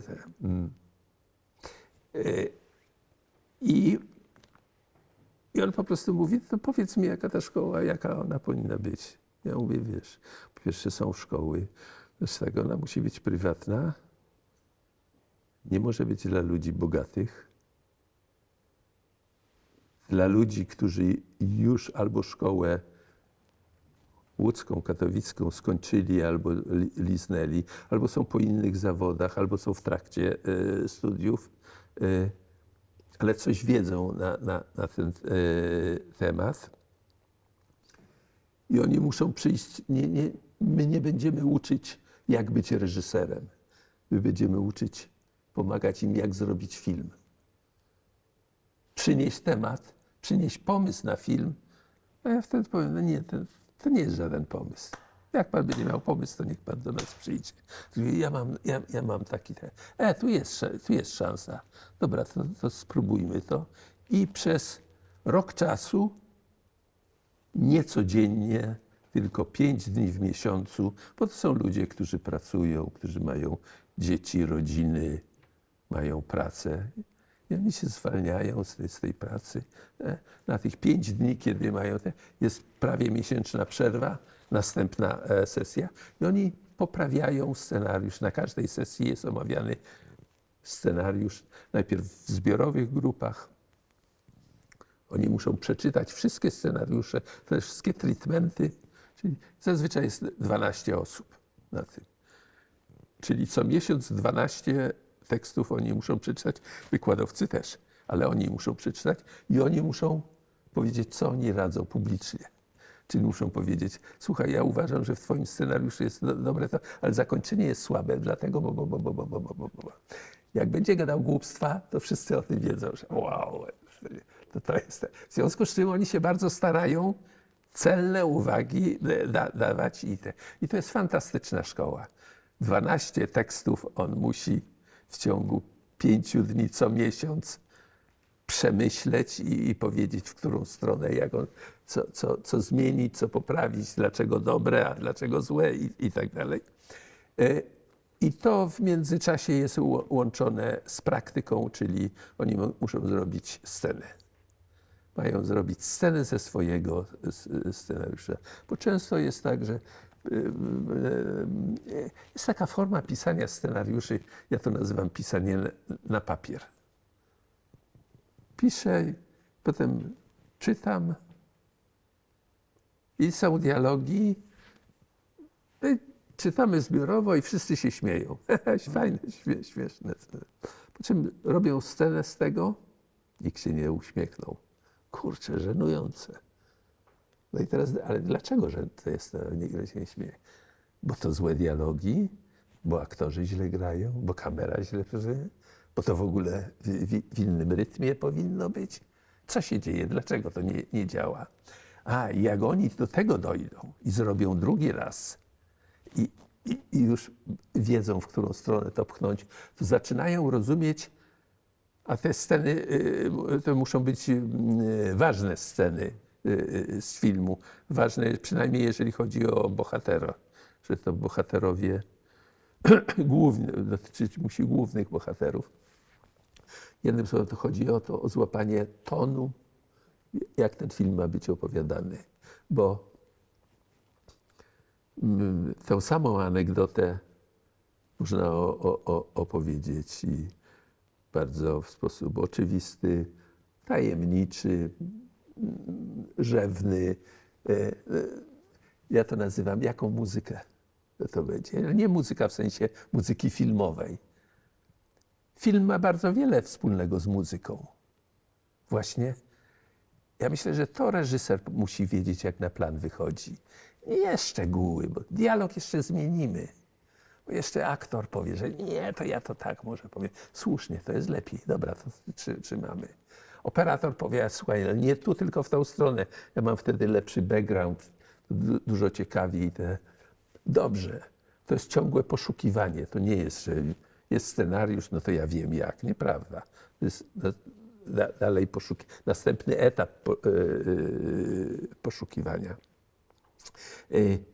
I w ten sposób dochodzi się krok po kroku, punkt po punkcie, jakby coraz wyżej. Film się robi wiele razy.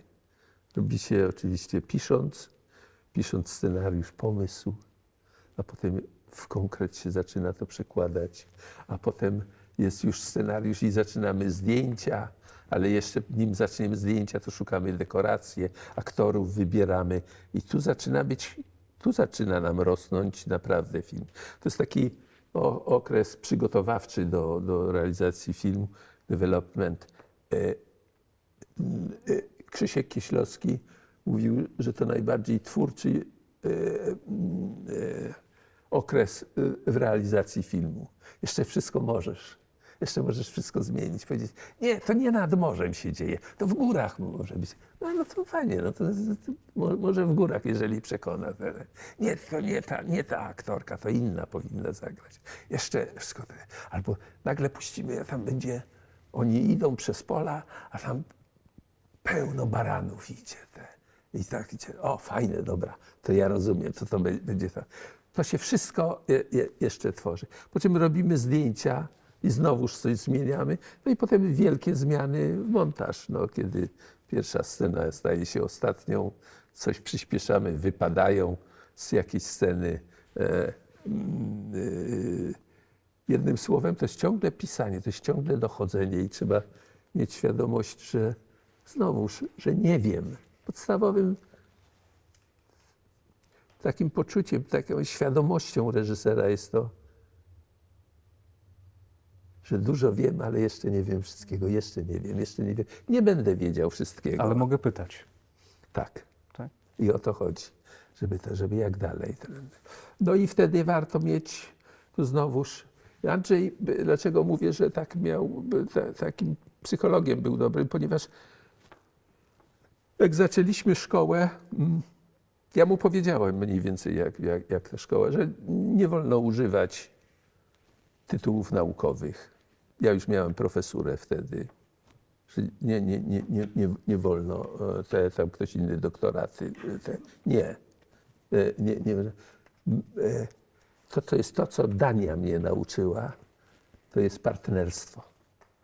Jak być ze studentem, partnerem, i jak kiedyś powiedziałem to publicznie, tam byli z innych szkół filmowych przedstawiciele, to powiedzieli, ja powiedziałem, że nie wolno mówić panie profesorze, czy to jest zabronione wręcz w szkole. Mówi, to studenci w ogóle będą nas lekceważyć. Ja mówię, widocznie mają prawo, mają powód do tego. Tu trzeba sobie zasłużyć, że to jest partnerstwo. Oni bardzo to, nigdy się nie zdarzyło, żeby coś było przekroczenie pewnej granicy. No, mnie się partnerstwo kojarzy, coś daję, ale coś biorę. No, pewnie. A co pan bierze od studentów? Oj, bardzo dużo. Ale to trzeba, to właśnie tego się, to można zrozumieć dopiero po pewnym czasie. Świetnie to Andrzej rozumiał. Daje dużo świeżego powietrza. I tak bym tego nie zrobił. O cholera, to mi nie przyszło do głowy. To zaraz, jak to chcesz robić? Opowiadaj. Słuchaj, ale wiesz, no niebezpieczeństwo jest to. Ale bardzo często oni wiedzą więcej, są świeżsi.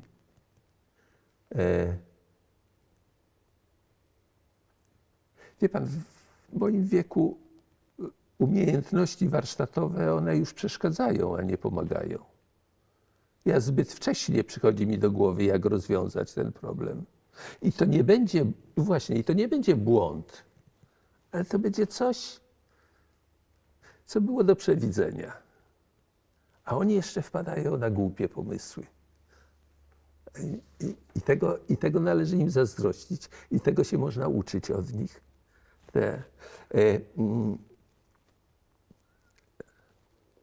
Nie, fantastyczni są, muszę powiedzieć. Świetnie. To jest naprawdę, to daje takie, naprawdę wiem po co. Nie podoba mi się scenariusz. Mówię, no dlaczego to nie? I zaczynają rozmawiać. I widzę, że to jest dla nich ważne, że oni walczą o to, ale jednocześnie są. To nie jest to, że mówią nie. Ale zasada, jedna z kolejnych zasad w szkole jest taka, że jeżeli jest, nazwijmy to konflikt, student-wykładowca i ja mówię, to trzeba w tę stronę popchnąć. Ta bohaterka musi to i to, dlatego że on mówi nie. Ja mówię, dobra, rozstrzygniesz to. W domu to nie jest miejsce do tego. W domu i powiesz jak. On przynosi pomysł dalej, to nie wiem, po miesiącu rozpracowany. Idzie tak, jak on chciał, czyli wbrew mojemu temu. I zasada jest taka, że ja mówię, Pies cię drapał, wiesz. Ale ja idę z nim i to jest mój obowiązek, żeby nadal mu pomagać i nie mieć do niego żadnej cienia żalu. Ponieważ nie wolno żadnemu twórcy, a oni są twórcami, nie wolno twórcy zabrać prawa autorstwa. Oni muszą czuć, że to oni są autorami, że sukces to jest ich, błąd to jest ich. Ale że to jest ich, bo sztuka jest indywidualną wypowiedzią, a nie zbiorową. Nie ma demokracji w sztuce. W pewnym momencie reżyser decyduje, tylko jak jest inteligentny, to nie pokazuje tego. Nie nadużywa tej władzy. Ale pozbawienie reżysera, często niektórzy producenci to robią, to kompletna głupota. To jest tak, jakby aktora można ubezwłasnowolnić na zdjęcie. Fantastycznego aktora. Dajcie mi najlepszego aktora, ja go zepsuję, zagra fatalnie. Bardzo łatwo. Będę tylko żądał parę rzeczy nie dość konsekwentnych, nawet niesprzecznych. W związku też zazwyczaj to nie jest pełna demokracja w obie strony. Gdzieś jedna strona przeważa. Czasami potem się to zmienia na drugą, różnie, ale nie musi to być.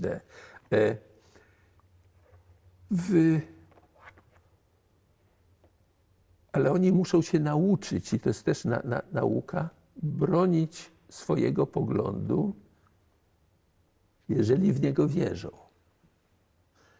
A nasza mądrość i uczciwość musi powiedzieć im to, że miałeś rację. Ja w to nie wierzyłem, ale świetnie, do tego ci gratuluję.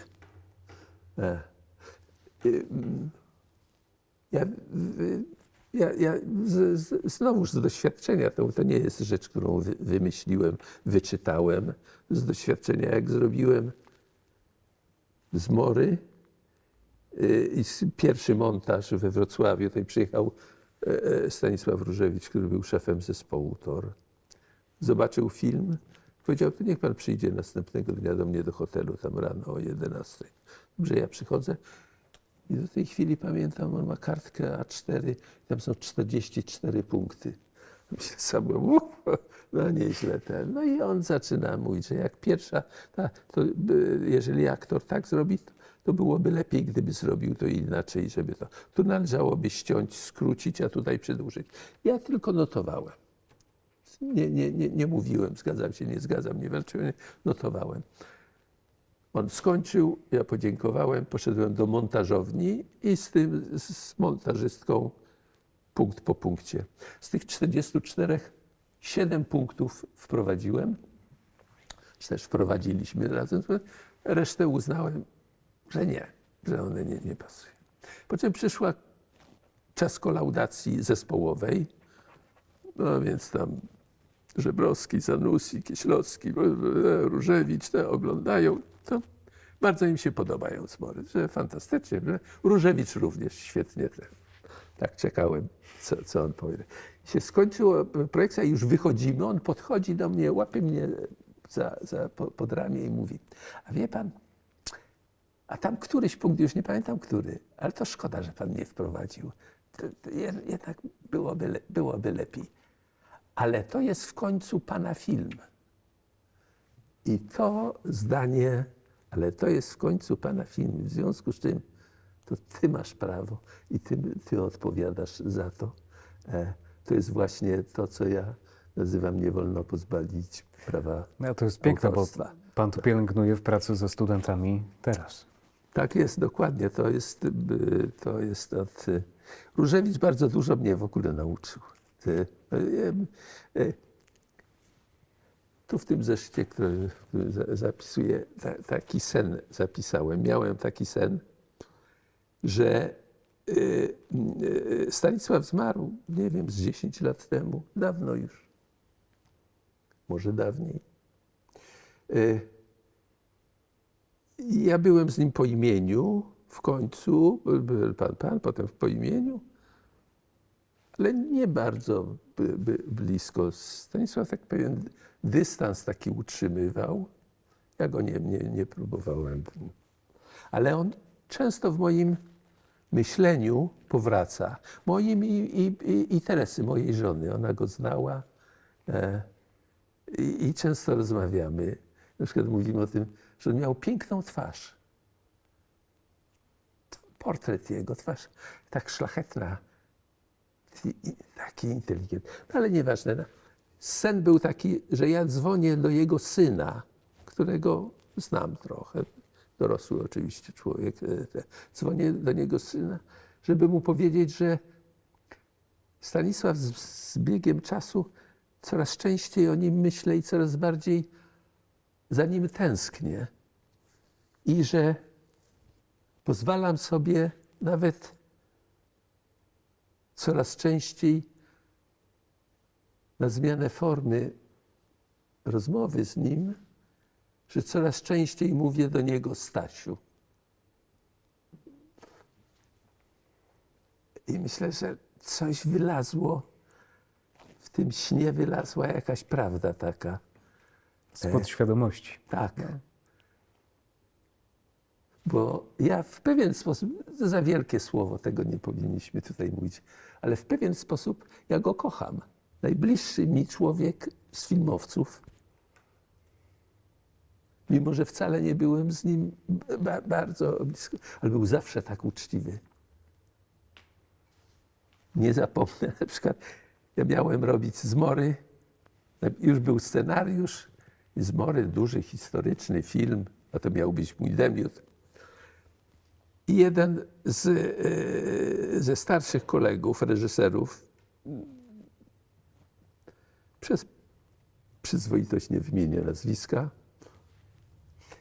wiem o tym od ludzi, którzy byli świadkami, przyszedł do Stanisława i mówi: Stasiu, ale on nie da sobie rady, to historyczny film, wiesz.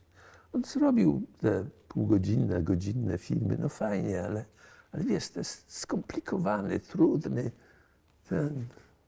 To wiesz, ja bym to zrobił.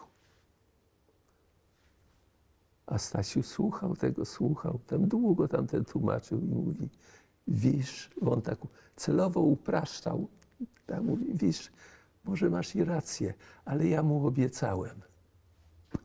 Koniec. On obiecał komuś, w związku z czym dalej nie dyskutujmy. Powiedział słowo jedno, tak, i może i masz rację, ale ja mu obiecałem. I to był Różewicz. A ten notatnik, który leży tutaj na stole, w którym jest ten sen, o którym pan wspomniał, to jest notatnik tylko na sny? Nie, to na wszystko. Na wszystko ja takie. To jest takie zdanie pierwsze, dlaczego trochę się wytłumaczę z tego. Ja uważam, ja zacząłem coraz więcej pisać, notować i znalazłem taka francuska dziennikarka, chyba Dijon to ją się czyta, napisała w latach 60. Napisała, ja do tego dotarłem. Ona napisała: nie wiem, co myślę, dopóki nie spiszę tego w notesie. Jednym słowem, że notowanie to zewnętrzny rodzaj myślenia. I ja absolutnie się z tym zgadzam. Jak mam... Jutro mam jakieś tam w Rejtanie jakąś... W szkole Rejtana uroczystość. Tak, uroczystość właśnie i poproszono mnie, że ja muszę coś powiedzieć też. I myślałem, no przecież to chwila, kompletny bałagan. Usiadłem i zacząłem pisać i wszystko zrozumiałem, bo to zmusza do tego, żeby żeby stać się konkretnym, żeby stać się precyzyjnym, żeby powiedzieć nie, że oto takie piękne, tylko powiedzieć, dlaczego to jest piękne. To jest to jest pięknie zakomponowane, ale oprócz tego zestaw barw użytych, coś tam. Ale to jednym słowem. Ja notuję bardzo dużo rzeczy. Notuję między innymi swoje sny też. Nie mam ich tak dużo. Śnią mi się dosyć ponure rzeczy. A ciekawe, ostatnio śnią mi się, że jestem za granicą, że chcę wrócić do kraju, do domu, do kraju nawet. A nie mam, a nikt nie chce mi pomóc. Mówią jakimś językiem, którego ja nie znam. A ja wiem, że muszę dotrzeć na dworzec albo na lotnisko, to różnie. Są wielkie hałdy węgla, takie wielopiętrowe, pomiędzy którymi się chodzi. I kompletnie sam, taki opuszczony w tym, coś to znaczy. A pan zapisuje i wraca potem do tych snów, analizuje je, czy nie? Ja nie analizuję. Ja myślę, że jeżeli one same do mnie wracają, to analizuję, ale nie na zasadzie teraz usiądę i będę analizował. One mnie zmuszają do tego, że przychodzę i mówię, to chyba dlatego. To znaczy, one mi podpowiadają. Nie, tak samo ja filmów nie analizuję swoich. Powiem rzecz obrazoburczą i jak pan wie, konstrukcja opowieści, struktura, dramaturgia używana najczęściej to jest trzyaktowa. Któregoś dnia jeden z moich studentów, ale byłych studentów, a teraz już wykładowców, podszedł do mnie i mówi: słuchaj, jak ty byś analizował właśnie, jeżeli chodzi o strukturę Dreszcze? A ja mówię, nie wiem. Ale nie wiem, jaka jest struktura, ale ja nigdy nie wiedziałem. Bo ja nie używam tego. Ja nigdy się nie zastanawiam, pisząc i mówiąc, to pierwszy akt, a potem musi być punkt zwrotny, a potem drugi akt, który doprowadza, a potem jest trzeci, a potem jest rozwiązanie. Ja to znam, ale nigdy w robocie nie pojawia mi się to.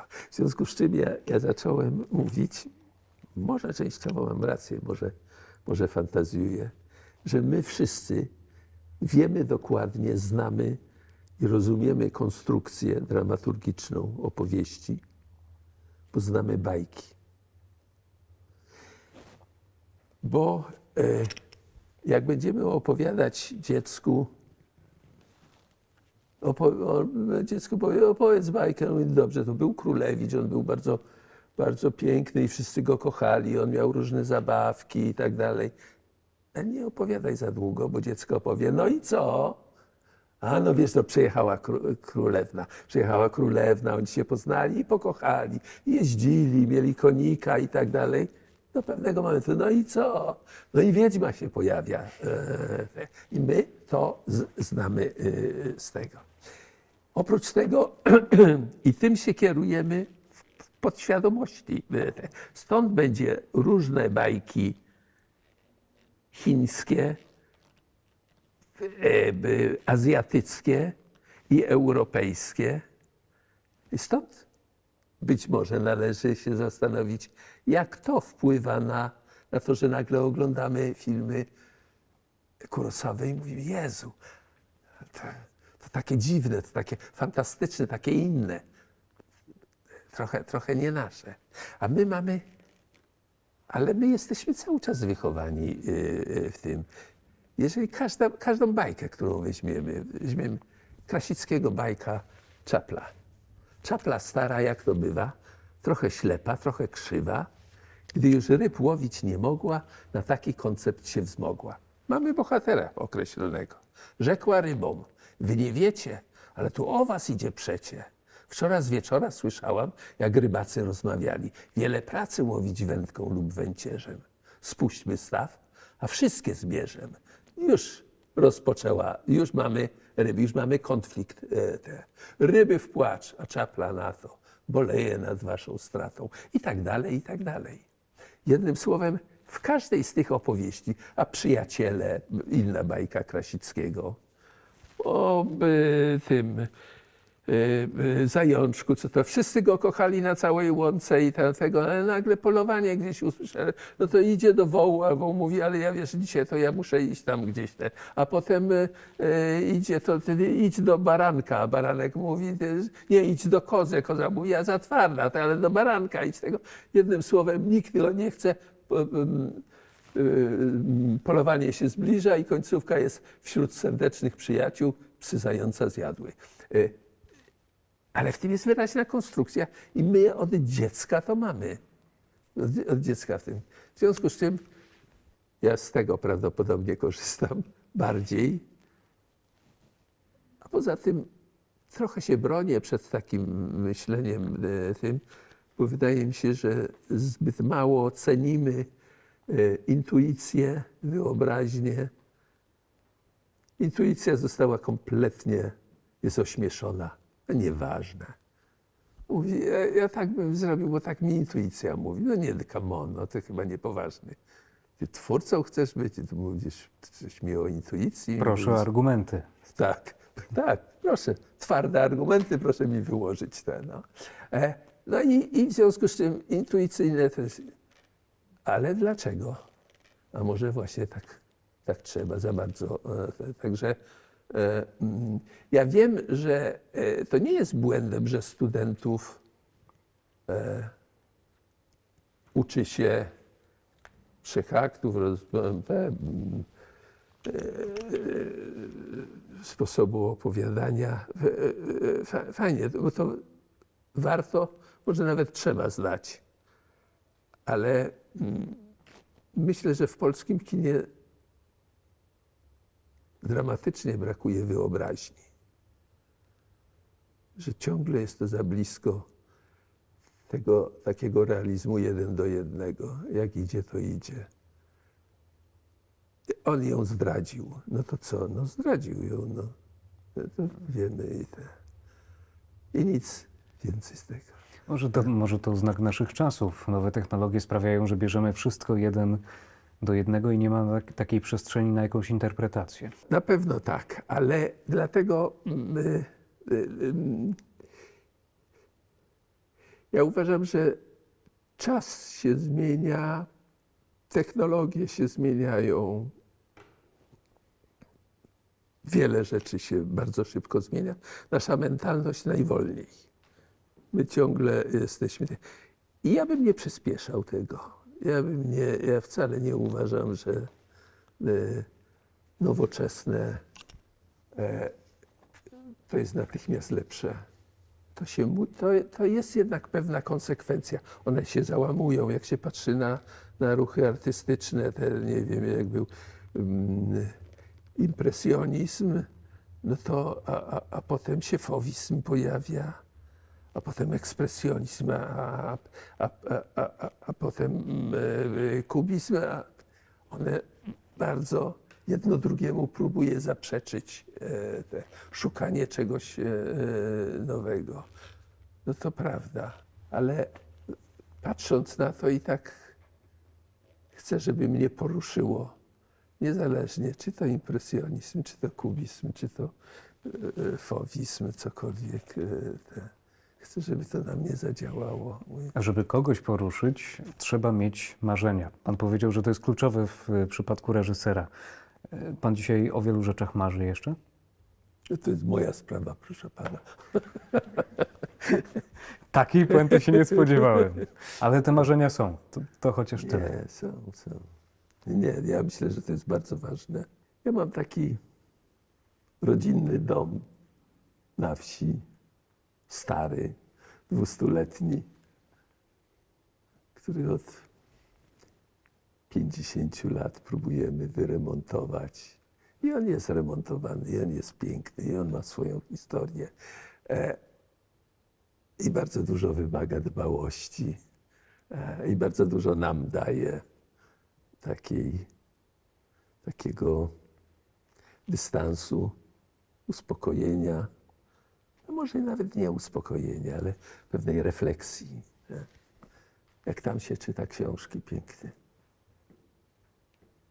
No, to cała przyjemność. To jest jedno z takich To może to jest piękno tego domu, że on cały czas jest w procesie. Cały czas coś się z nim dzieje. Ale o tym mówię, No tak? właśnie. Tak. To nie jest rzecz zamknięta. Ja byłbym nieszczęśliwy, jakby ktoś przyszedł i miał dużo pieniędzy i powiedział, dobra, wprowadzę ekipy i za 2 tygodnie wszystko jest skończone i nie ma co robić. A my zmieniamy z żoną meble. Znaczy nie zmieniamy, ale przestawiamy je. Może coś dokupić, może inna serweta, może ten obrazek dostaliśmy od kogoś, to trzeba go tu powiesić. I on tu nie pasuje, tutaj jest bardziej... Ten dom ma duszę. To ja panu życzę, żeby remont tego domu nigdy się nie skończył. Dziękuję bardzo. Bardzo przyjmuję to jako dobre życzenia. Wojciech Marczewski, reżyser, scenarzysta, profesor sztuki filmowej. Bardzo dziękujemy. Ja również dziękuję panu.